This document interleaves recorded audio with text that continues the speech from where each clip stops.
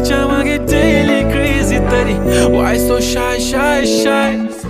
सुंदरी सुंदरी तुझं नाव काय आहे, तुझं गाव काय आहे ग?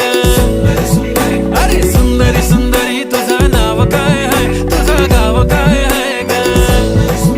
अरे सुंदरी सुंदरी तुझं नाव काय आहे, तुझं गाव काय आहे ग?